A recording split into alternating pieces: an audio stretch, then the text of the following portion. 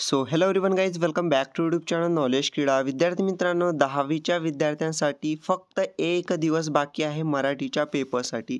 तो दिवस म्हणजे आजचा दिवस आहे तुमच्याकडे 29 फेब्रुवारी. तर या 29 फेब्रुवारीला आजच्या दिवशी तुम्हाला कोणता स्टडी तुम्ही करू शकता जेणेकरून चांगले मार्क्स तुम्ही एका दिवसामध्ये स्टडी करून घेऊ शकता, हे या व्हिडिओमध्ये मी तुम्हाला सांगणार आहे.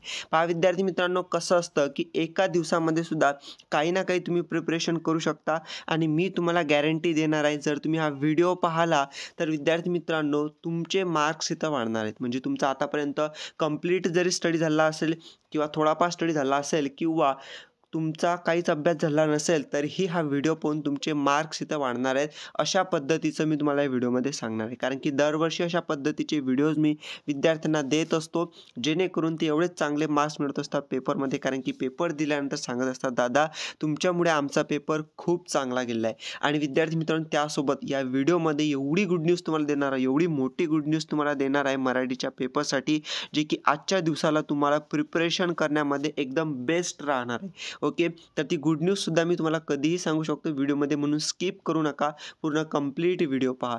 वाटलं तर हा व्हिडिओ तुम्ही 1.5x ओके 1.5xच्या स्पीडने पहा. तिथं सेटिंग मिळते यूट्यूबला, तर ह्या स्पीडने पाहून तुमचा वेळ इथं वाचणार आहे. ठीक आहे, तर पहा विद्यार्थी मित्रांनो, सर्वात अगोदर सर्वांनी तर चॅनल सबस्क्राईब करून ठेवा जेणेकरून पुढचे व्हिडिओज तुम्हाला इथं मिळणार आहेत. तर पहा विद्यार्थी मित्रांनो, आता एका दिवसामध्ये नेमकं काय पॉसिबल आहे हे तुम्हाला मी सांगतो. तर पहा विद्यार्थी मित्रांनो, एका दिवसामध्ये काय पॉसिबल असू शकते. तर एका दिवसामध्ये विद्यार्थी मित्रांनो, तुम्हाला जे पॉसिबल आहेत मार्क्स ते मी तुम्हाला सांगतो आणि कोणकोणत्या टॉपिकची तुम्हाला अभ्यास करायचा आहे ते मी तुम्हाला सांगतो. ओके, त्यासोबतच तुम्हाला मी त्या टॉपिकचे लेक्चर्स देणार आहे एकदम फ्रीमध्ये.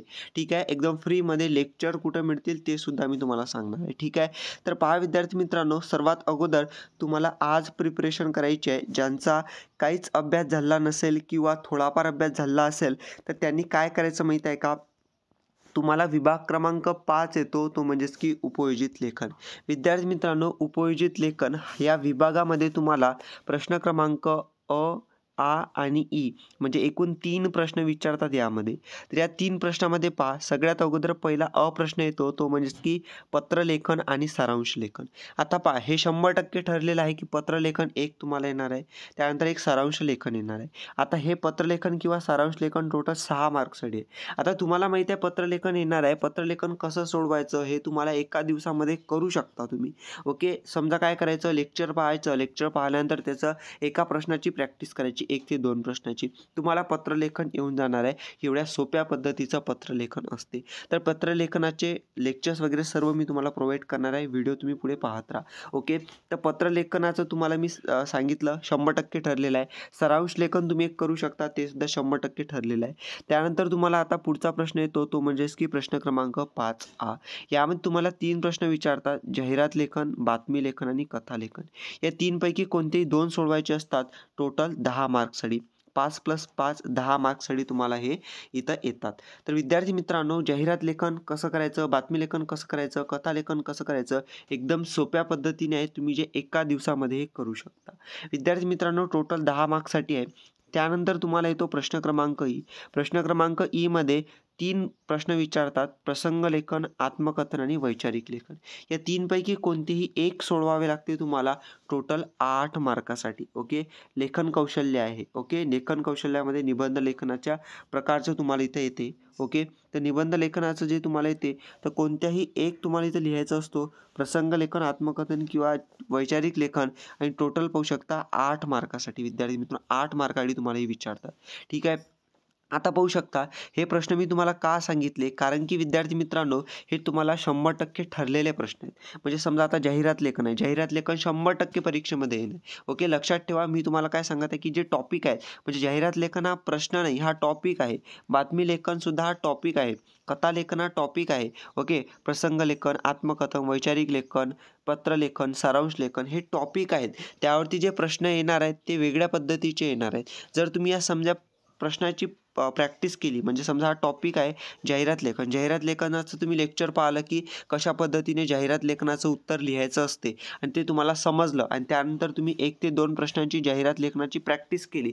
मग तुम्हाला परीक्षेमध्ये कोणताही प्रश्न येऊ जाहिरात लेखनचा तर तुम्ही ते सोडवू शकता. तर हे फक्त जाहिरात लेखन नाही, बातमी लेखन, कथा लेखन, प्रसंग लेखन, आत्मकथन, वैचारिक लेखन, पत्रलेखन आणि सारांश लेखन याची तुम्हाला अशा पद्धतीची प्रॅक्टिस करायची आहे आजच्या तारखेमध्ये 29 फेब्रुवारीला. आणि टोटल पाहू शकता 24 मार्काडी विद्यार्थी मित्रांनो 24 मार्काडी तुम्हाला दिलेलं आहे हे. आणि हे एका दिवसामध्ये तुम्ही करू शकता म्हणून तुम्हाला मी सांगितलं.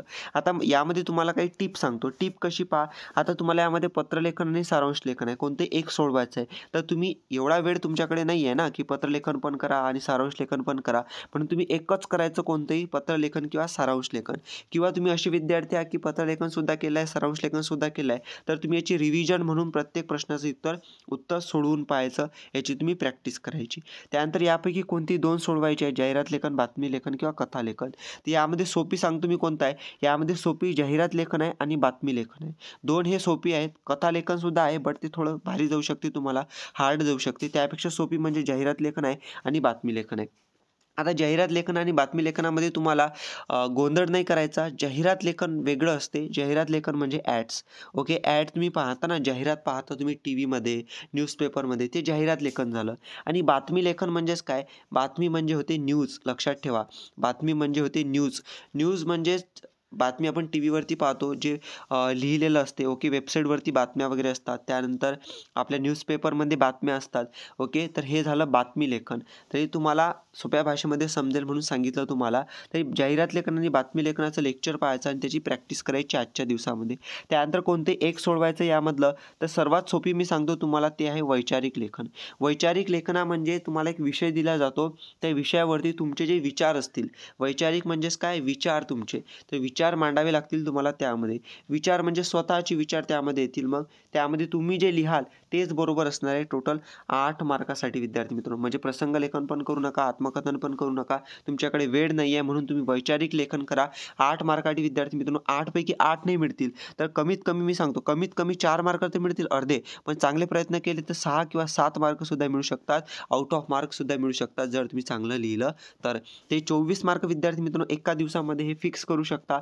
त्याचबरोबर अजून जे मार्क्स आहेत तुम्ही फिक्स करू शकता, ते मी तुम्हाला सांगतो. ठीक आहे, तर पहा यामध्ये तुम्ही जे मार्क्स फिक्स करू शकता ते म्हणजेच की पहिली गोष्ट, जे आकलन कृती आहेत ना तुमच्या, पाहू शकता तुमच्या जे आकलन कृती तुम्हाला इथे दिसतात, तर हे तुम्हाला प्रत्येक पॅरेग्राफमध्ये, प्रत्येक कवितेमध्ये विचारतात. हे आकलन कृती म्हणजेच काय, जो तुमचा पॅरेग्राफ दिलेला असतो तो तुम्हाला वाचायचा असतो, त्यामधून तुम्हाला उत्तरं शोधून लिहायची असतात. तर हे सर्वात सोपी काम आहे, पण हे टाईम कन्झ्युमिंग आहे. म्हणजे यामध्ये तुम्हाला वेळ लागतो जेव्हा तुम्ही पेपर देत असता. ओके, म्हणून त्यासाठी टाईम मॅनेजमेंट करणे महत्त्वाचं आहे. म्हणून मी अगोदरच्या व्हिडिओजमध्ये तुम्हाला सांगितलेलं आहे की टाईम मॅनेजमेंटसाठी तुम्ही अगोदर तुमचा जो उपयोजित लेखन हा विभाग आहे यापासून सुरुवात करा लिहायला. तुमचे मार्क्स वगैरे काही कट होणार नाही आहे, तेवढं लक्षात ठेवा. ठीक आहे, तर सुरुवात तिथून करायचं. आकलन कृती सोपी आहेत. त्यानंतर सर्वात महत्त्वाचं म्हणजे तुम्हाला सांगतो, स्वमत लिहा. ठीक आहे, हे जे स्वमत असते ना, स्वमत लिहा सर्वात महत्त्वाचा प्रश्न आहे. कारण की यामध्ये स्वतःचं मत तुम्हाला इथं लिहावं लागते. पाहू शकता 3 मार्कासाठी तुम्हाला प्रश्न विचारतात स्वमताचा. तर स्वमत लिहा प्रश्न म्हणजे स्वतःचं मत त्यामध्ये लिहावं लागते. एक टॉपिक तुम्हाला दिला जातो, त्या टॉपिकवरती स्वतःचं मत लिहा. तुम्ही जर दुसऱ्याचं पाहून लिहिले आणि तुम्हाला वाटत असेल की त्याचं पुन्हा लिहिणं आपल्या बरोबर येणार आहे म्हणून, पण तसं काही नाही आहे. तुम्हाला स्वतःचं मत तिथं लिहावं लागते आणि ते बरोबरच असणार आहे, चूक नसणार आहे. म्हणून त्याआधी तुम्ही मनाने लिहा. प्रश्न रिकामा सोडू नका. स्वमताचा गद्य विभागामध्ये 3 नंबरचा प्रश्न तुम्हाला विचारला जातो. ठीक आहे, त्यानंतर विद्यार्थी मित्रांनो त्या पाहू शकता, नंतर जसे जसे आपण पुढे जातो त्यानंतर महत्त्वाचे काही प्रश्न येतात. जसं की तुम्हाला इथं येतो तो म्हणजेच की ओळींचा सरळ अर्थ लिहा कवितेसाठी आणि त्यानंतर काव्य सौंदर्य. ओके, आणि त्यानंतर तुम्हाला येते रसग्रहण. विद्यार्थी मित्रांनो हे जे तुम्हाला आहेत ना, ओके, आणि हा एक प्रश्न येतो की पद्याच्या आधारे मुद्द्याची कृती असतात. ठीक आहे. तर हे तुम्हाला टोटल पाहू शकता 2 + 2 4 मार्क, 4 मार्क हे, 4 मार्क हे. म्हणजे टोटल विद्यार्थी मित्रांनो 12 मार्क्ससाठी तुमचे कवितेचं फिक्स असू शकतात. कसे फिक्स? काव्यपंक्तीचं रसग्रहण करा, काव्य सौंदर्य करा आणि ओळींचा अर्थ लिहा. यासाठी तुमच्याकडे जेवढा वेळ आहे त्यामध्ये एक गोष्ट करू शकता. जेवढ्या तुमच्या कविता आहेत, आता वर्षभर 10वीचे विद्यार्थी म्हटल्यानंतर मराठी विषय हा वर्षभर चांगल्या पद्धतीने तुम्ही शिकले असाल, त्यामधले कविता शिकले असाल, तर त्या सर्व कवितेचं तुम्ही अर्थ समजून घ्यायचा आहे. तुमच्याकडे वेळ असणारच आहे. हे तुम्हाला करायचं आहे. या वेळेमध्ये चांगले मार्क्स तुम्ही घेऊ शकता. पॉसिबल आहे. सर्व कविता पाहून जायचे. त्याचे कवी कोण आहे, कवयित्री कोण आहे, कवितेचं नाव काय आहे ते समजून घ्यायचं आणि त्याचं तुम्हाला अर्थ समजून घ्यायचं. कारण की काव्यसौंदर्य असो, ओळींचा अर्थ लिहिणे असो किंवा पंक्तीचा रसग्रहण असो, यामध्ये तुम्हाला कवितेचा अर्थ लिहावा लागत असतो. म्हणून अर्थ समजून घ्यायचा तुम्हाला खूप सोपं तिथं जाणार आहे. ठीक आहे. तर विद्यार्थी मित्रांनो हे 12 मार्क तुमचे इथं फिक्स होतात.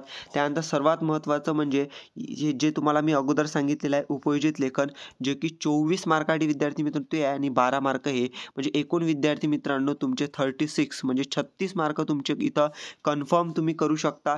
त्यासाठी स्वमतसुद्धा मी तुम्हाला सांगितलं आहे. स्वमत यामध्ये 3 मार्क्स पकडून चला. म्हणजे एकूण विद्यार्थी मित्रांनो 40 मार्क तुमची इथं कन्फर्म होतात जर तुम्ही एका दिवसामध्ये अशा पद्धतीचा स्टडी केला तर.